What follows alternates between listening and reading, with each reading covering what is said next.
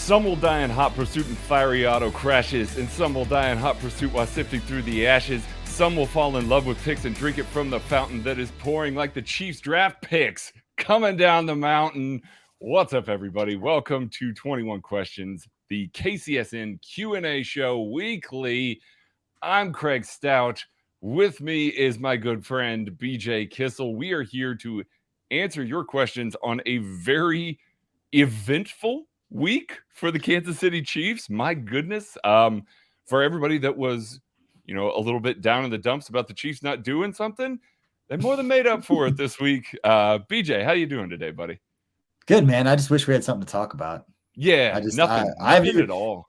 And I don't know what the questions are. So I'm assuming I have a pretty good idea on what a lot of those are going to be. But this is my favorite podcast. It's always nice. You mixed it up. Sometimes it's classic rock.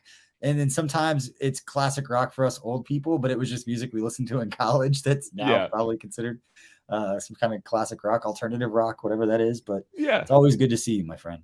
I had to mix it up this week because I have been sick and I have been giving presentations at the day job and just been basically talking for like 3.5 days straight.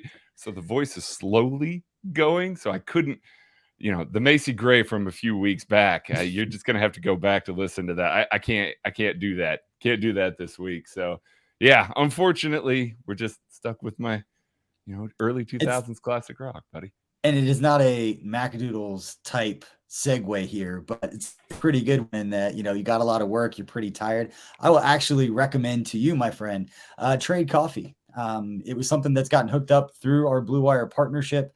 They had introduced us to this company called Trade Coffee, and you go online, answer just a few questions, and they basically give you your own personal, variety of types of coffee that they think you're going to like based on the way that you answer these questions. And they will guarantee that you'll love your first order. They're going to replace that for free. And they've already sent more than 5 million bags of fresh coffee with more than 750,000 positive reviews for anybody who drinks coffee. It's a good way to do it. I've gone through it. My wife drinks coffee every single morning. She's told me that she likes the coffee that's coming in, and it's more than 60 of the best craft roasters around the country. A lot of small businesses, big businesses, all that. And right now, Trade is offering new subscribers a total of $30 off your first order plus free shipping when you go to drinktrade.com/KCSN. That's more than 40 cups of coffee for free. Get started by taking their quiz at drinktrade.com/KCSN and let Trade find you a coffee that you're going to love. Again, that's drinktrade.com/KCSN for $30 off. I've done it, got some coffee already, got some more coming. My wife already loves it, Craig. So if you're looking for some more coffee, that's a pretty good way to do it. Always. I always need more coffee. And if you are struggling with the events of this week or any events, this podcast is also brought to you by BetterHelp. Is there something interfering with your happiness, preventing you from achieving your goals, you or someone you love, falling into depression or struggling with anxiety that can keep you from what you really want to care about? BetterHelp can assess your needs and match you with your own licensed professional therapist within 48 hours. It is not a crisis line. It is not self-help. This is true professional therapy done securely online. There's a broad range of expertise that may not be locally available to you. You may live in an area where therapy is a little bit of a desert for you. BetterHelp can help you out there.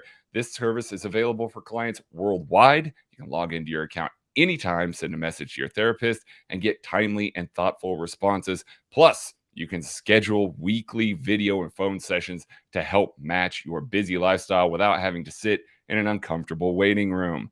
BetterHelp is committed to facilitating great therapeutic matches, so they make it easy and free to change therapists if needed. It's more affordable than traditional offline therapy, and financial aid is available.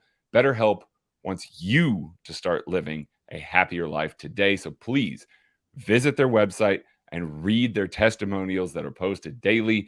Go visit betterhelp.com/KCSN. That's BetterHelp/KCSN to join the over 2 million people that have taken charge of their mental health with the help of an experienced professional. In fact, they are so swamped with people that they are recruiting additional therapists in all 50 states. So once again, for listeners of the show, if you feel you need it, Get 10% off your first month at betterhelp.com/KCSN. Let's get to the biggest news that has happened since the last time that we have talked. The Chiefs go out of their way after trading Tyreek Hill. We covered that fairly extensively. There's lots of podcasts yesterday. Go listen to those if you want those initial reactions. Chiefs go out of their way today to sign Marquez Valdes-Scantling, MVS. BJ, what's your immediate reaction to them signing MVS to a 3-year, $30 million deal? Yeah, I think the first reaction was good. They got a guy with experience that's shown to be able to make big time plays. And I think everybody and their brother and sister at this point has said he's not a replacement for Tyreek Hill. He has a skill set. You want to build your receiver core, kind of like your basketball team. Everybody's got a little bit different of a skill set. And now you've got that speedster guy that can take the top off the defense that might be a speedster, but he's still got some good size. He can go out and get the ball down the field. We say speedster, you can, kind of call McCole Hardman a speedster in that way, a guy who can fly. But it's a guy that's shown to be able to get down the field. His route tree, and we were talking before we recorded, whenever it's a receiver, I always go to Matt Harmon's reception perception and all those things because it gives you the route tree, the success, and there's no huge surprise here. Go routes, corner routes, things that, get him long stride down the field.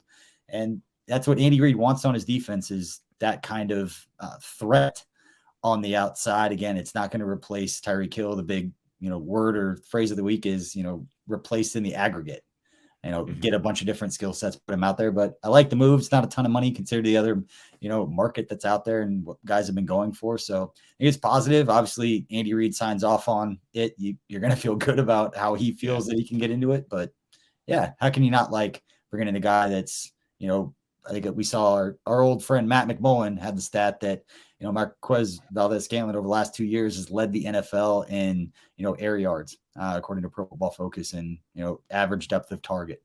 So he's getting the ball deep down the field and making plays. Yeah. And I mean, people pointed to that he's kind of lived a little bit of a charmed life in the NFL, comes into the league, gets to play with Aaron Rodgers, and then gets his second contract with Patrick Mahomes. I mean, there are worse ways to live as a wide receiver. The Chiefs needed a veteran. They needed another guy. I don't think anybody expected that after they traded Tyreek Hill that they were just going to wait until the draft to draft a couple of guys. This just made sense. He wins on the vertical plane, like BJ said. He's going to win on go routes, post routes, corner routes, and he's going to mix in that D-Rob post corner a little bit. Maybe not as good. D-Rob was an elite post corner runner, but he's going to win on the vertical plane there. But he's also a ridiculously good blocker. And we said that same thing about Juju Smith-Schuster as well. So now the Chiefs have gone out of their way to add 2 good blockers at wide receiver. I know that's one of those things that's just like, it's a good wide receiver, blocking wide receiver. If the Chiefs are going to adopt a few more traditional run scheme looks and less RPOs, I mean, this is with Tyreek Hill moving on, you may have to go to more traditional stuff and less RPOs. That could be a good thing for this team. Yeah. But if that's going to be the case, you got to have receivers that can also block on the perimeter and free these guys up. I mean, it makes sense. It seems like we're maybe shifting the way that the offense may run a little bit. And it also gives you the ability. I mean, right now, your trio is MVS, Juju, and McCole Hardman. And I think we all expect that they're going to add somebody early in the draft, probably, or spend a draft pick to trade for somebody. We'll see. Brett Beech is who he is. But I think that you're going to see 4 players, I think, that can do a little bit of everything, have their own role as well. And it's not going to be quite so focused on one individual receiver winning and hoping the rest of the guys can get open. I think you're trying to play to the strengths of multiple guys and hoping that they can get open as a group rather than just saying, hey, Tyreek, you're awesome at everything. Go win out there. So, yeah. And the other thing that jumps out, I guess, when you look at MVS's numbers, his stat page and all that, he's 6'4", 206. Yeah, like, he's a big dude. We say he's a speeder guy, can get down the field. Obviously, the long stride, you watch him go out and play. He's physical at the catch point, all of those things, but that jumps out. But you look at, his stats, if you're looking for projections, this isn't a guy that's gotten anywhere close to like 1,000 yards in the season. So again, people are going to make that comparison because he's the first receiver you sign after Tyreek Hill gets traded. But, his top season back in 2020 had 33 receptions for 690 yards and 6 touchdowns. Now, I think that's the year he led the NFL at 20.9 yards per reception.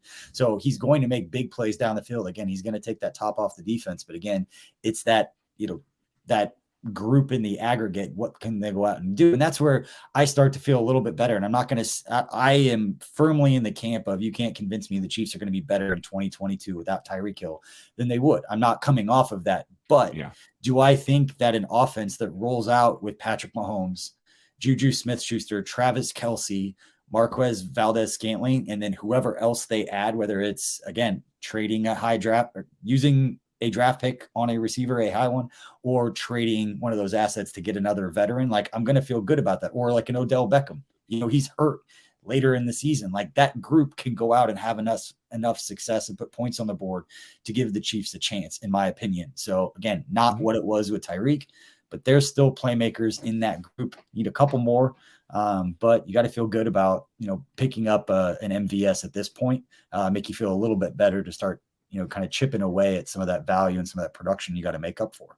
Yeah. And I believe Maddie, this morning, when you're listening to this, go to the KCSN Substack page. He's got the film review for MVS. He's going to break it down with lots of videos, show you lots of examples. The only thing that I'll touch on outside of what he's going to do there are some drop issues. Now, last year he didn't have any. He had 0 total drops, and that's great. That's best year of his career.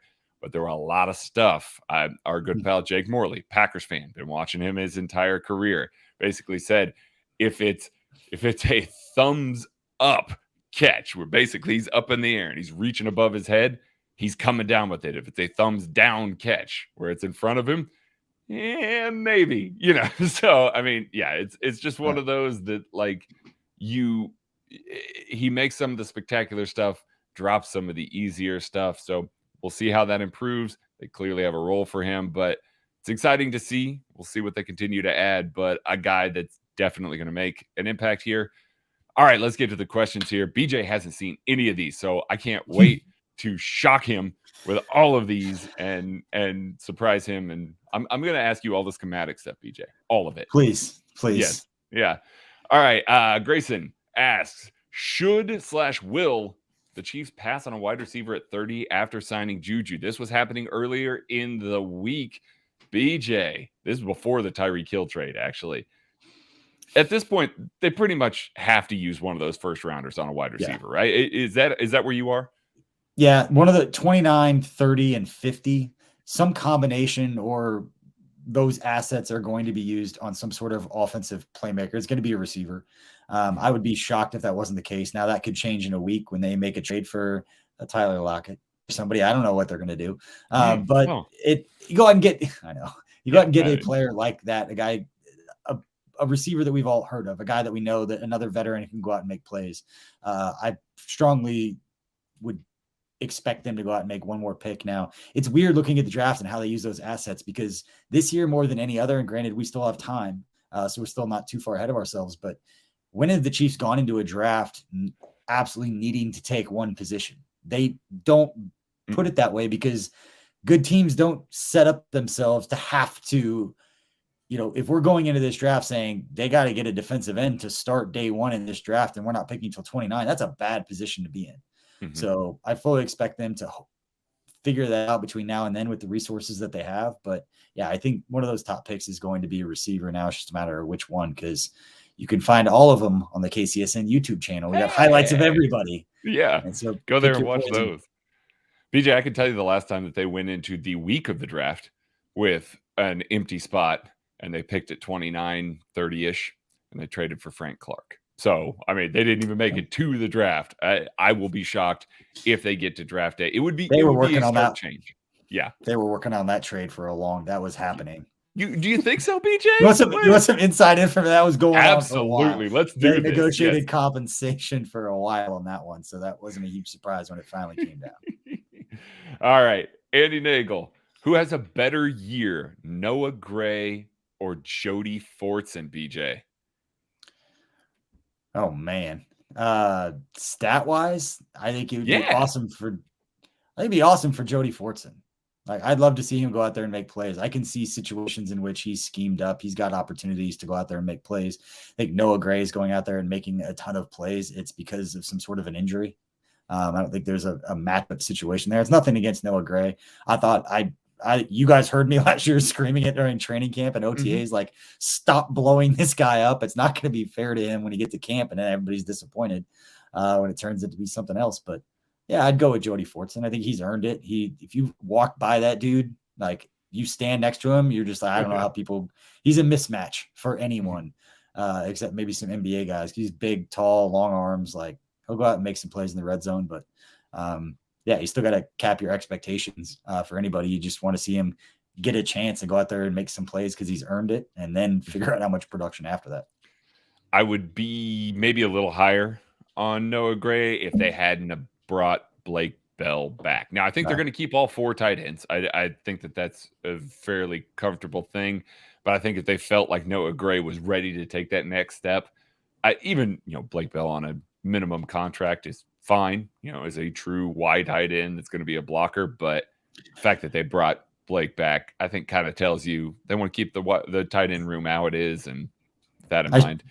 Yeah, this is a great example of, if I would have had these questions, I would have had this information readily available. But I think it was Carrington Harrison. I think it was CDOT that had a tweet the other day that somebody asked, or somebody had projected Jody Fortson for like 400 yards and 3 touchdowns, and his response was and he like quote tweeted with the 11 tight ends in the NFL that had 400 yards. Like, it's not like 18 tight ends are having 700 yards. Like, it literally, like, 10 guys get 400 yards. So you put that in perspective and it's relative to what is successful for those guys. Get on the field and make plays. Yeah. These guys have been busting their tails for years behind the scenes. That's why I see Garrett Dieter go out there and score a touchdown and get a shot. Like, been around these guys. You see how much time they put in. Give them an opportunity to go make some plays. The big institution's biggest fan. What is the possibility of Michigan edge David Ojabo falling to the Chiefs after his Achilles injury, and will we take him? I'm going to take this. If the Chiefs only had 1 first-round pick, I think I very safely say no. As it stands, maybe. I think with the way that this roster is shaping up, and they have clearly decided that they're going to refresh the core a little bit, and it's a good move. It was going to happen again at some point in the Mahomes contract here, and it may happen again, you guys. It's one of those things. Happened in 2019. We're looking at it again here, refreshing the core, it looks like. And if that's the case, you could do far worse than taking a guy that's got supreme talent. Now, probably missing the entire year. He just popped that Achilles. I mean, you're redshirting him. But yeah, they haven't done that. But man, I would. I would, because how many examples do you have of guys who got injured and then they get drafted lower than they should, and they turn out to be pretty damn good? Now, I'm sure there are always exceptions on the other side, but Jeffrey Simmons is the one that jumps out to me. Oh yeah. But even a guy like Maurice Hurst, he didn't produce like the first round pick that some people thought he was, but when the Raiders took him in the 5th round, he was still a rotational guy there for a couple of years. Like, that's still great value for where you draft a guy. Now, Ojabo is not going to fall that far, but Jalen Smith, going back a few years to guys who had some health concerns, and the Chiefs they haven't in the past taken those guys, but that could be a very unique situation to get an edge rusher like that could actually make an impact, that you could draft that low, because it just doesn't happen unless you get lucky. Just DRK, what traits do you look for or most value in an edge prospect outside of the first round? We know the success rate isn't high after you get out of the first round, but there are still guys that are found later, a la Max Crosby in the 4th round, Shaq Barrett undrafted. Those guys tend to be very explosive and tend to be bendy. Justice Mosqueda has something that he calls force rushers. You were going to talk about force rushers? As soon as I heard it, I was like, oh, this is on a tee. Like, I know. Go for it then. Explain to the people what force rushers are. No, you explain what force rushers are. I just know that it was Justice, and I was like, it's athleticism. Yeah, it is. It is an athletic matrix that he has come up with. He started this a long time ago, and he does force rushers. I did CBAT because I wanted something for cornerbacks that was similar to what Justice was doing.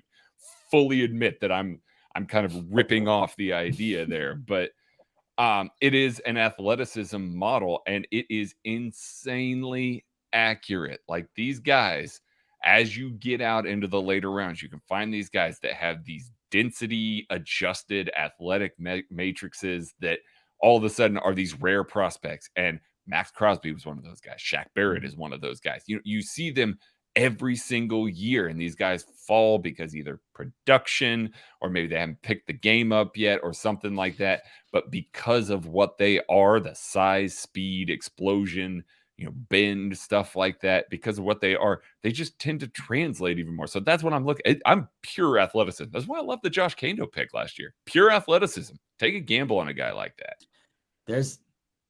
It's not the question, and I don't know the questions that are coming up, but I have a hot take / I wouldn't hate it type move, and I have not brought this up to you guys, and I don't think it's going to be met well, but we're going to tease that for the end of the show because I really want to get your opinion. I love it. Love it. On a guy. All right. Casey Chris, fill in the blanks. The Chiefs should give up blank, this pick, to move up to the blank pick in the first round to draft blank if he's still there. Who's your trade up candidate based on the players that you've watched, BJ? There's one player. It's not a need in the way that everybody else has talked about it. I have not heard this position being drafted this high, but if you can get Jordan Davis, oh man, I have zero issue going up to like 15. You put Jordan Davis and Chris Jones next to each other. I don't care if we don't have an edge rusher. Like you're not stepping up in the pocket. Like it's over in that way. And I can just see for offensive line, defensive line, for the scouts and Brett Veach and Andy Reid, I can see a scenario in which they watch that dude play and like that's the best dude in the draft. Mm-hmm. That is the most disruptive player in this draft. Bar none. I would not hate it to move. I don't think it fixes anything that we've talked about, but it definitely is one of those. I'll tell you how it fixes. You want to know how it fixes it? Okay. Explain this. Defenses are going to more too high structure to try and keep a lid on all these explosive players. There's tons of explosive wide receivers that are coming out of the draft every year. You basically have to live in too high structures with your safeties, period. And the Chiefs now have two good rangy ones in Juan Thornhill and Justin Reed on the back end there. Yep. That means that cornerbacks are becoming a little less important.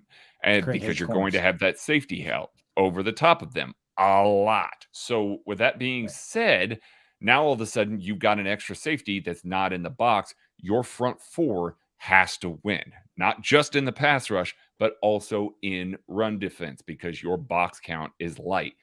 Players like Jordan Davis, Vita Vea, Dontari Poe, these athletic freaks that can do both are rare, extremely rare. It's why Jordan Davis won't be there at 15 or wherever. Where do you think he's going to go? 10, top 10. You think so?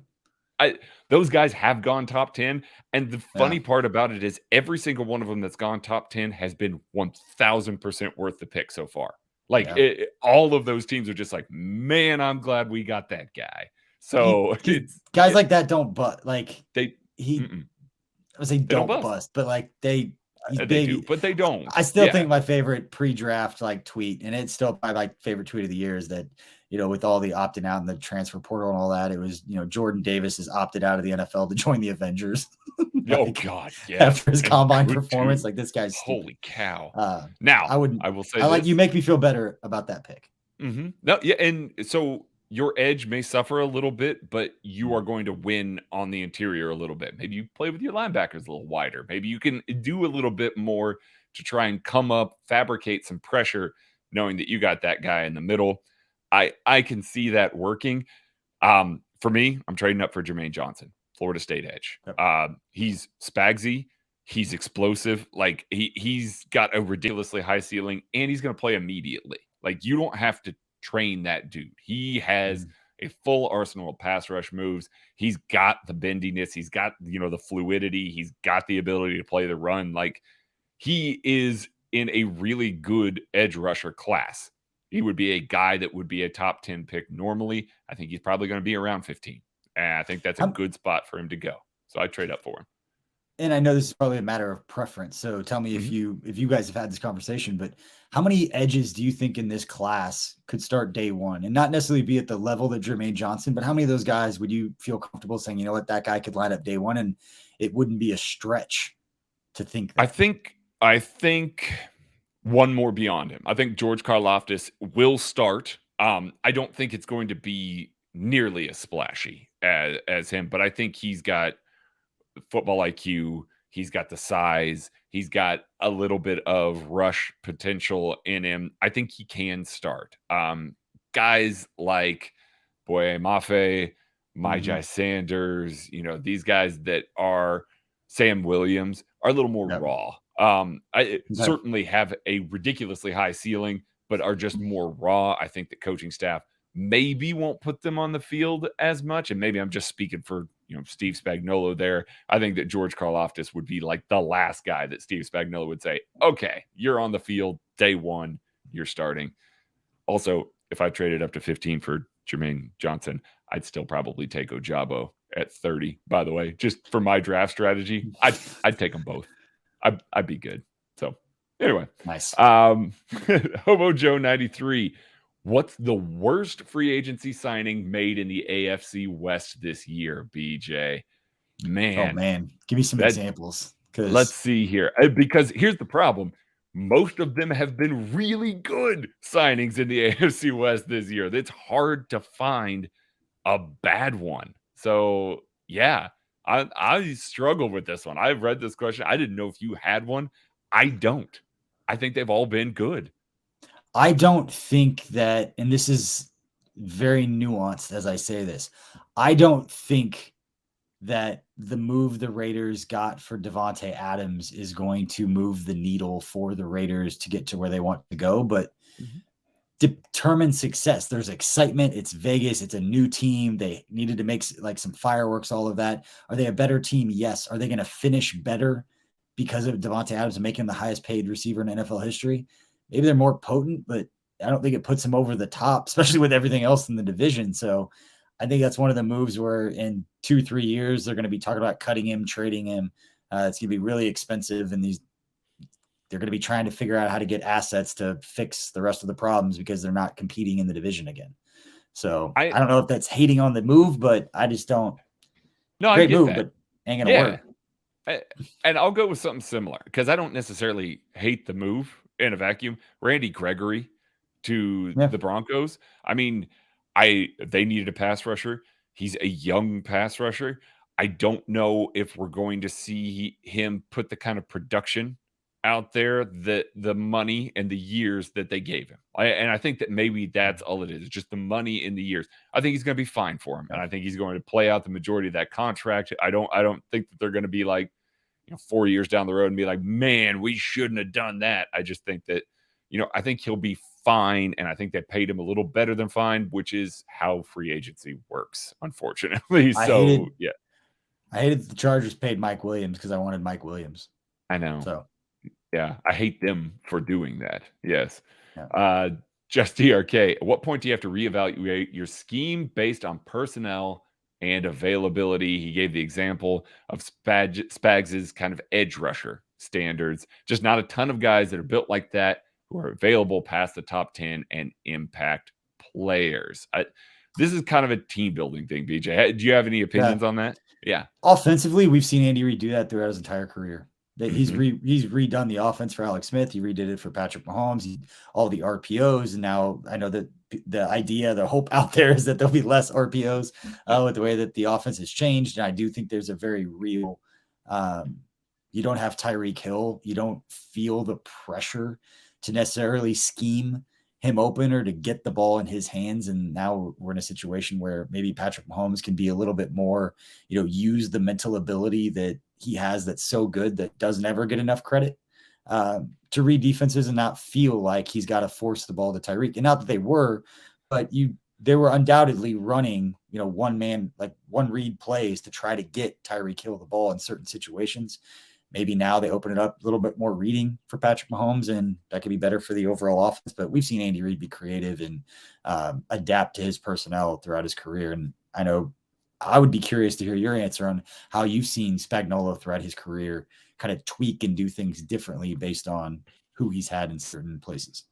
I mean, he certainly he has invested in the cornerback room in the past. Now, I know everybody looks at him and goes, "Oh, that man loves safeties." They think back to Landon Collins, they think back to Tyrann Mathieu and all that. It wasn't always the case. He did used to invest in cornerbacks, and he did like cornerbacks and wanted to be. I mean, he's a good secondary coach, and he loves cornerbacks. And so I think we've seen as the NFL has evolved a little bit and teams have started switching to that too high structure. I mean, Spagnuolo was doing that, a few years back when everybody gives credit to Vic Fangio and Brandon Staley for that stuff. And Spagnuolo was doing that now, granted, differently than those guys were, but he's still participating in that sort of stuff. So we have seen that a little bit, but he's always built through the trenches. He always loved these massive defensive linemen, just always loves these massive defensive linemen.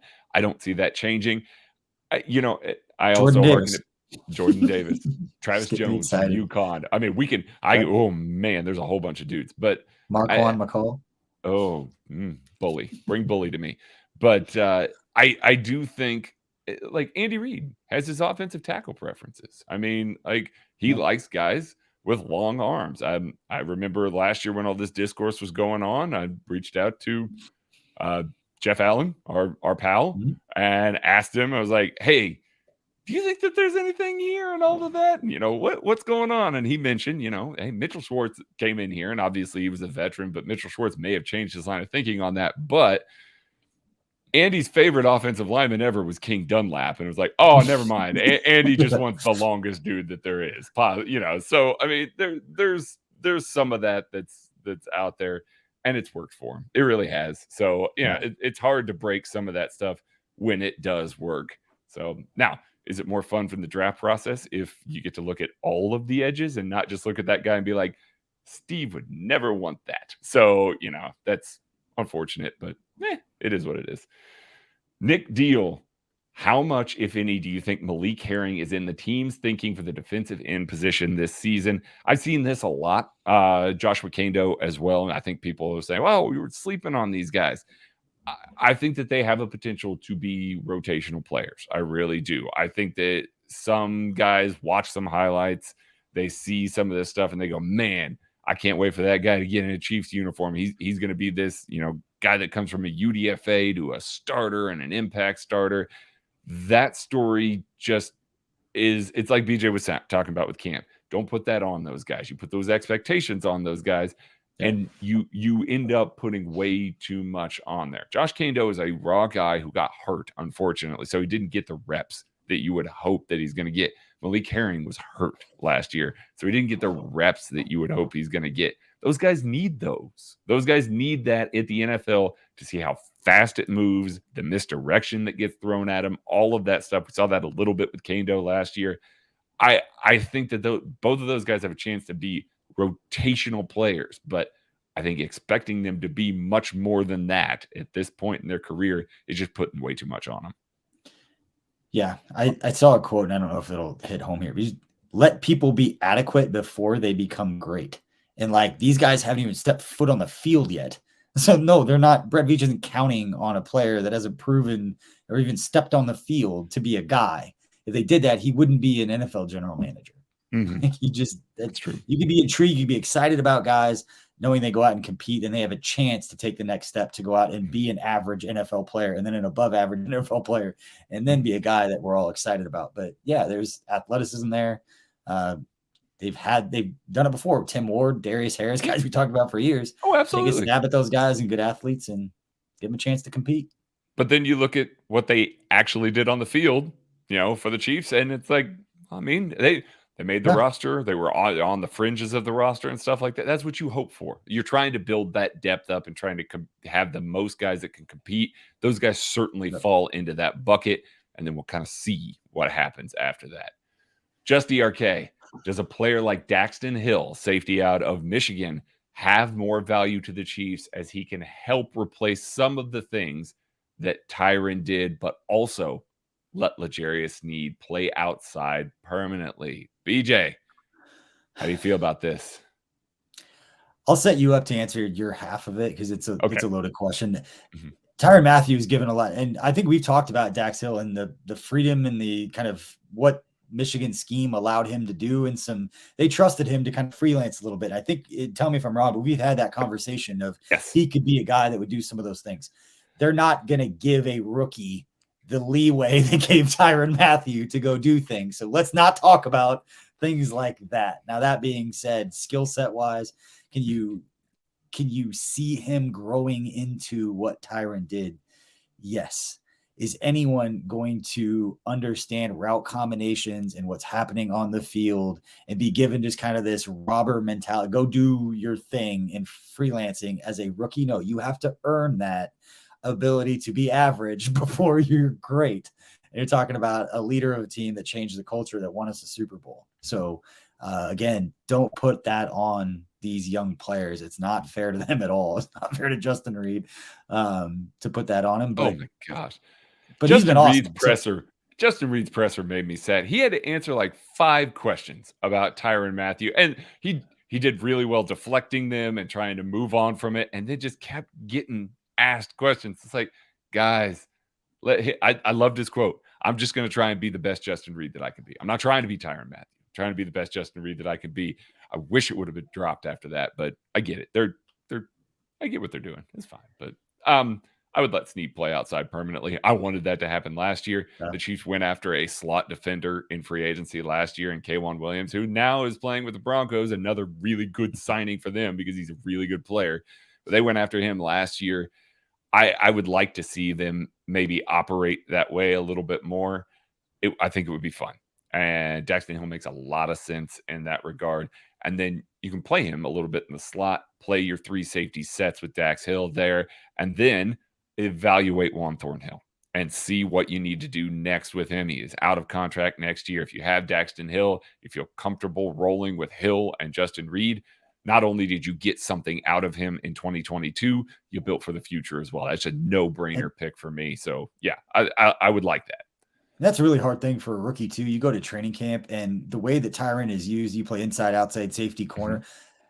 You don't think about it. There's a lot of different meeting rooms, and there's a lot of rules you have to learn for a rookie, and they want to bring these guys along slowly. There's a reason when they go to rookie minicamp, they do 3 days of practice, and then they come back like a week later when OTA start, and they literally do the same exact practice. It is the same exact thing after rookie minicamp for the first day of OTAs. And the reason why is Coach Reid doesn't want to go slow for the rookies because they don't know what they're doing. So he gives them the same exact thing that he's going to have on OTAs the next week. So guys can just hammer it in, like, do not slow us down. And like it's fun to watch OTAs because it's the testing of Coach Reid's patience. I used to stand in the corner. Therese and I would talk about it. And every time they'd have to re-huddle, you could just see from like 300 yards away, like how upset Coach Reid was getting because guys weren't lining up correctly. There's always rookie minicamp, and he's kind of patient. By the time OTA is there, not patient at all for the rookies, and they line up incorrectly and they lose a rep. He just yells at them like, "Get out of here." Yep. So. It's why you see all this stuff from early OTAs where it's like, well, the first team this week was disregard that. Those are the guys that know how to line up right now. So, I mean, like, yeah, it makes sense. Matty J. Those are very well-oiled machines. You go to a training camp practice and obviously watch the other guys. Watch how efficient those practices are. Like, there's no wasted time. Everybody knows where they're going or what they're doing. I got spoiled by going to training camp. Now when I go to actually the Shrine game, they did a really good job of moving. Galco and the coaches that were down there did a really good job. But every year I went to the Senior Bowl, I was like, man, this is how other teams do it. Like watching Gruden's practices, watching Matt Patricia's practices. It was just like, oh my god, there's so much wasted time and it was frustrating to watch. And it was entirely because I was spoiled by Andy Reid. So it's Matty JS, when is the next KCSN get together draft party?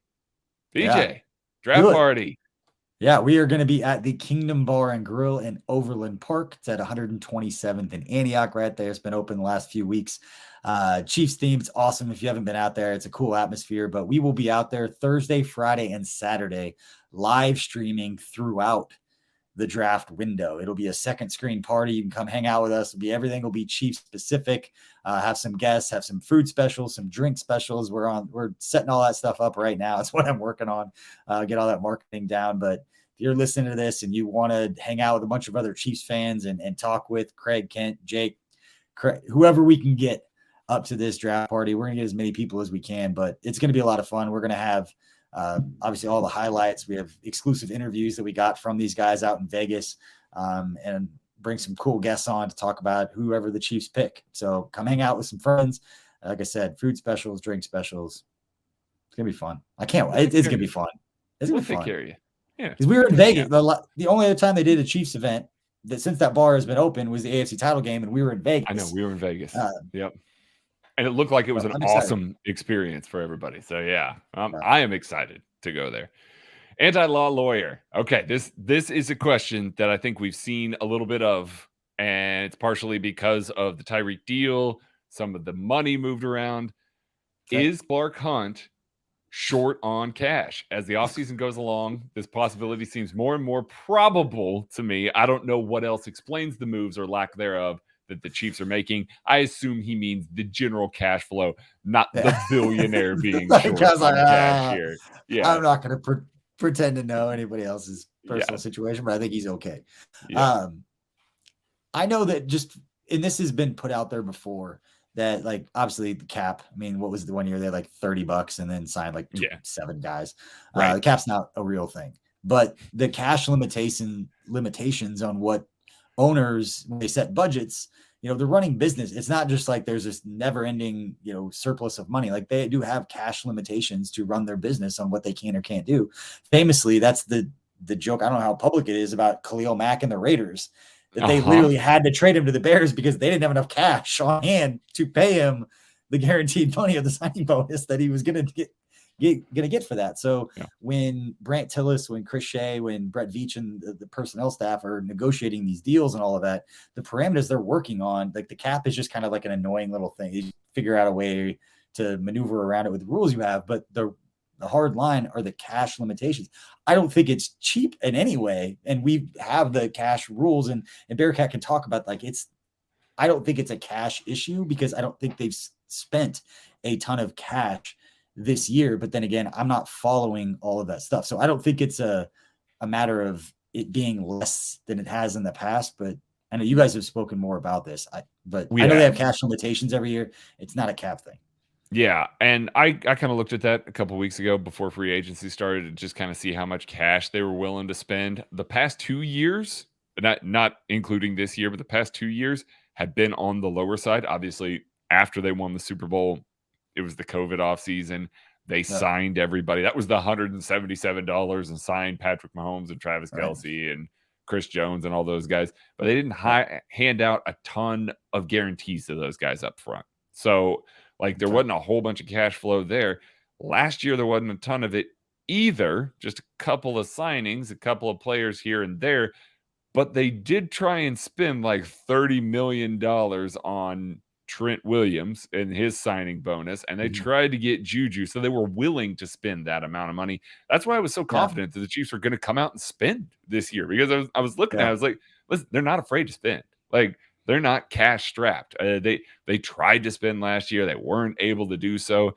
And then this year, now all of a sudden we're seeing, listen, they were willing to offer a lot of money to Tyreek Hill. Don't get anything twisted here. Now, just because they weren't willing to spend $72 million guaranteed. And for people who don't know how that works, when it's guaranteed, it's got to come out of the owner's pocket right then and there, go into an escrow, and it's got to sit there. It's not just like we see it in these contracts where it's paid out over time. It's sitting there and earning in that escrow. So that's something that not a lot of teams wanted to do. Tyreek Hill's $94 million. That includes the injury guarantee. $94 million in practical guarantees is the highest non-quarterback guaranteed amount of money in the entire NFL for any player.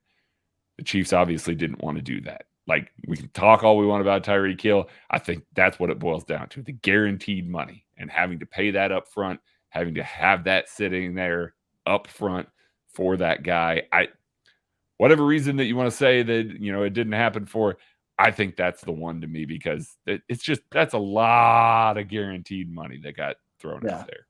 So, and let me make sure I'm hearing you correctly. Just the way it came out. You're not saying that you don't think they did it because of the decision of not wanting to put the cash or not having the cash. You're just saying Right. it's okay if the organization decided not to make Tyreek Hill the highest paid non-quarterback in NFL history.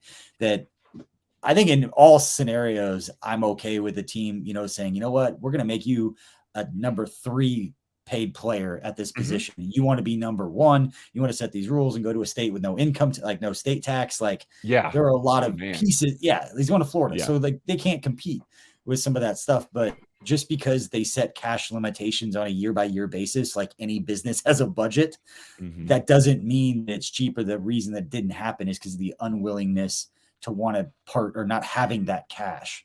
It's just a matter of the organization. It's not on Brett Veach. I've been saying this multiple times. The decision to make Tyreek give him the $94 million guarantee that we're just talking about, that's not all on Brett Veach. Andy Reid is a part of that decision too. Clark Hunt is a part of that decision when you're talking about deals of that magnitude. So that's what I'm saying. It's not that the Chiefs might have, in practical guarantees, may have said, listen, we're willing to come up to 70. And Drew Rosenhaus, being the excellent agent that he is, says, listen, we're going to get 94 over here. And that may have been where the line was drawn and nobody was willing to give.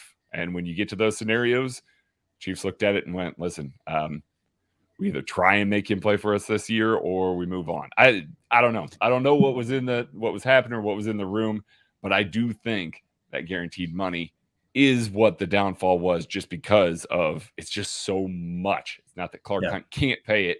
It's just that the organization said we would rather allocate that money elsewhere. So anyway, moving on. Grayson asks, is Dion Bush any good? He's okay. He's a fine, kind of depth safety. I think he's more of a replacement for a guy like Armani Watts, a guy that's going to play a lot of special team snaps, be a good backup safety. I can say that he's my new favorite Twitter account. My man jumping in the middle. What's up, Chiefs Kingdom? Right in the middle of Tyreek Hill getting traded and immediately being like, nah, you know what? I'll catch you guys. My bad. My bad. I loved that. That was awesome. But yeah, I think he's going to be a special teamer, depth guy. I think he'll be a fine guy to have on the roster, but I don't think that you want to be counting on him to play significant snaps, if that makes any sense. Just DRK and Grayson basically asked a similar question. I'll let you start here, BJ. How many players does Beech draft now? He's famously only ever drafted 6 players. He has 12 picks. How many players does he draft?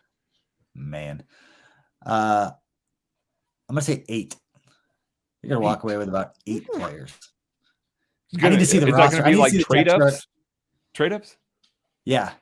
Okay. I'm kind of hoping like he just uses all of those Saturday picks to move up for extra picks on Friday, because Friday's going to be fun the way it is right now. Like Friday is going, they're all the days are going to be fun. But, I'm going to go with 8. Okay. For the record. Is there any truth to the rumors that NFL teams like to just be like, nah, we're just going to trade the end of these picks. That way we don't have to sit around and wait. Get started on UDFA early. I can tell you that they have more scouts paying attention to calling UDFAs in the middle of the draft and like the 5th round than they do who's actually like making the pick and who's coming up. And I can tell you players don't like getting drafted in the 7th round. Right, because they get paid less than the free market is offering them as a UDFA. Absolutely. All right, Andrew Hunter, do you think Veach will package multiple picks together to get into the top 10? I think that's going to be a little rich. I mean, I think you got to package both of the first and both seconds to maybe get close to 10. I just don't. The strength of this draft is in defensive end and wide receiver, and I still think, based on like trading the 2 early picks that they got from the Dolphins, 29 and 50, you can get up to about 15, and I think that you could still get a really good wide receiver, a really good pass rusher at that spot. So I think 10 might be a little rich, unless, as BJ wants, you're going up for Jordan Davis. Well, what about? I mean, this is not going to happen, but let's just play the what if game. Yeah, but Thibodeau, if Aiden Hutchinson drops a little bit, I mean, are those defensive identity building block type players to where you're like, you know what? I'll give up 29, 30, and maybe not 50, but a couple and try to go up if I don't think Hutchinson's going to fall, but Hutchinson's going 1, I think. But yes, but like Thibodeau might, just because there's so much weird stuff about with him that what if he falls down to 8, 9? Is he a guy that you would be happy if they went up and got? Is he that kind of talent? Me? Yes. I think it would. We talked about it just about this long on the lab last night. I posited my theory that I'd presented like 4 weeks ago when we were pretty sure that Frank was getting cut. It's like, what if they keep him because they think Thibodeau is going to fall and they want an adult in the room, not to use that term that the Browns use, but I immediately triggered. I was like, oh, yeah. So no, but like somebody that can like show him, it's like, this is how we do things in the NFL. This is how we show up. This is how we do things. I posited that theory, and then they restructured Frank, and now we're sitting here going, well, is all the rumors coming out of the combine, is he falling? I would gladly take that man because he has probably the highest ceiling of any of the pass rush. Trevon Walker. Stupid. Yeah. But I mean, like super high ceiling on that dude. If his head's on straight, like that's the only concern. If you're keeping Frank around for a year to keep that kid's head on straight, and then you're saying, hey, thanks, buddy. Yeah. That's good use. Again, refreshing the core. There you go. I'd do it. I don't know if the Chiefs would, but I'd do it. All right. What's up, Doc? And Robbie asked, could the lack of Tyreek actually open up our offense as teams won't have to be as concerned and play two high safeties to contain the deep ball? This is fun because I do think there's going to be some of this. MVS obviously means that you've got to keep a safety over the top. And actually, if you go and watch Green Bay's offense, there were times where they would leave Devontae Adams one-on-one just because he operated shorter than MVS did, and they'd still bracket MVS. They was still commanding attention over the top. So I think that you're still going to see teams pay enough attention to it, enough attention to McCole Hardman, but I certainly think that you're going to see more single high, especially if the Chiefs move on from RPOs a little bit, implement a little bit more of the power run game. You're going to see teams try and stack the box a little bit. Then you might see McCole and MVS get loose a little bit behind some of these defenses. I think this actually might bring a little bit of balance to it. Obviously, still worse. I'm with BJ. Still worse in 2022 without Tyreek Hill, but maybe the balance of the offense shifts a little bit. You just have people like right on the edge of being triggered, like right there. Yep. This is very nuanced. Pull them back. Yep. Pull them back. All right. Zach Eisen asked, does Orlando Brown's APY get affected by the Teron Armstead deal? Teron Armstead did not get as much, I think, as some people thought. I mean, he's a little bit older. What do you think, BJ? You think that Orlando Brown's going to break the bank? You think he's going to go up over Trent Williams, or you think he's going to kind of fit behind him? I think he has all the leverage. So it would make all the sense in the world that he would get more because of the position that he's in. They traded for him without giving him that deal, and they can't let him go. He's the guy, and his agent knows that. He knows that. And I think anytime a top of the market player, and whether he sets the market or gets a little bit less, to your point, with a guy like Armstead, anytime those deals come out, they're going to help set those numbers no matter what they are.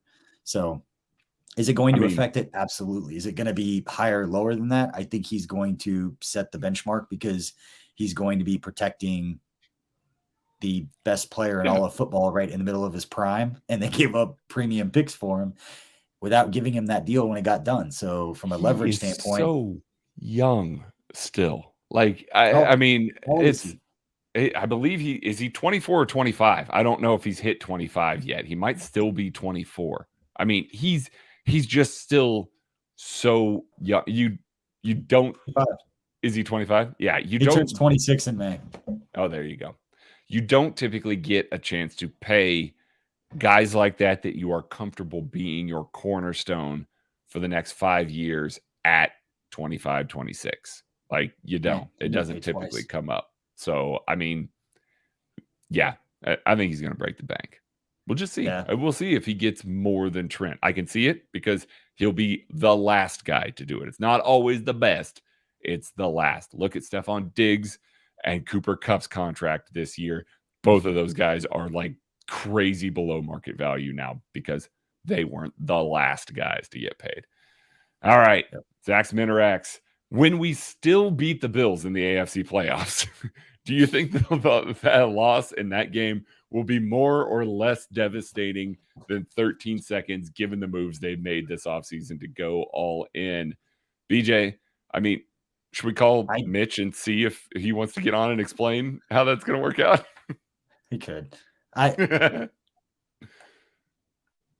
I don't know. I'm not even thinking about the Bills because I'm too fired up for winning the division for the 7th year in a row and just dunking on all of the fans. Like, this is where Chiefs fans are just going to come together and be the most insufferable fan base in sports history.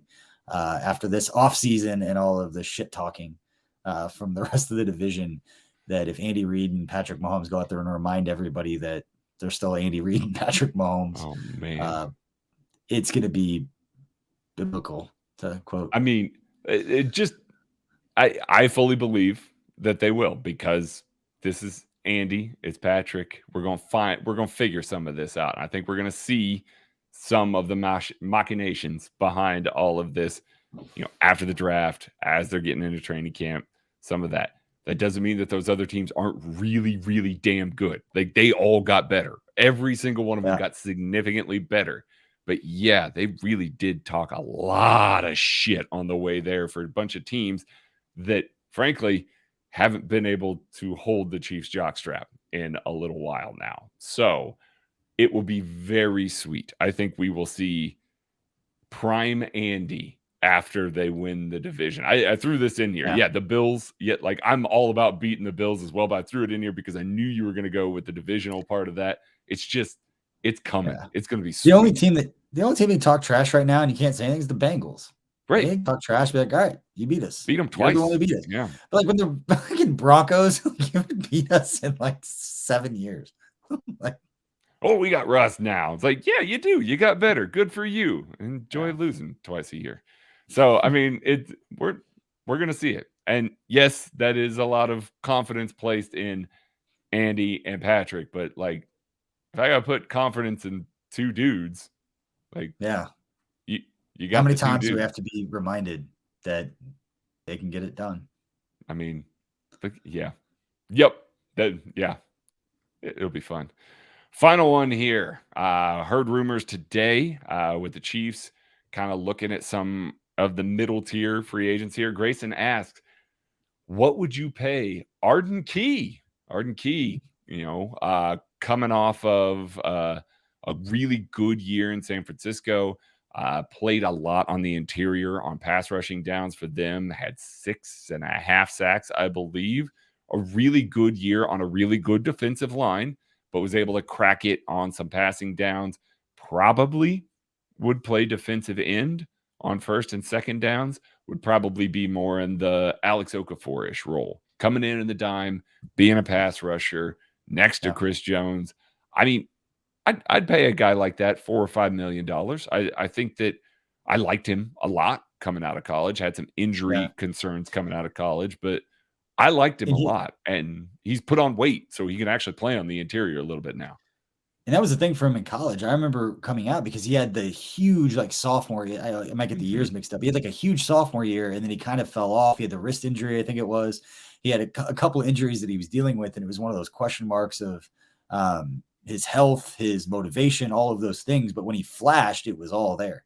So I'm all about taking a 25-year-old pass rusher that has the athleticism and the upside to get a big time deal. He just needs to put it together, put him in a situation and a motivated player in a contract year. Like, it's a very, not Emmanuel Ogbah-esque, but you get those guys at this age go out and produce for a second year in a row. He got 6.5 sacks last year. He goes out and shows that he can be a situational pass rusher. Teams will pay those guys a little bit more money. Is he every down defensive end and just line him up? No, probably not. But I don't think he's going to get paid like that, and they shouldn't expect to get paid like that. But he goes out and puts a good year together for the Chiefs in a new system. He's going to set himself up for a nice payday. And fits with Spags. Has the length, he's put on some weight, so he's got that density, can play on the edge, and Spags loves those guys that can kick inside. Run a lot of those games. Yeah. Completely random comment. I looked up Orlando Brown because he's 25. He's about to turn 26. Orlando Brown, born May 2nd, 1996. Arden Key, May 3rd, 1996. There you go. There you They're the same go. exact They're age. almost birthday buddies. It needs to happen. Now, we'll see if the Chiefs sign him. That will do it for 21 questions. If you are still listening, we thank you so much. We love you. Click the subscribe button. If you're not, get down there, click that thing. Stay tuned to everything we've got going. We have been a go-to this past week for everything free agency, and it's only going to ramp up as we get closer to the draft. So hit that subscribe button. Stay tuned to KCSN. We'll have you covered, and we'll catch you later. Craig is great.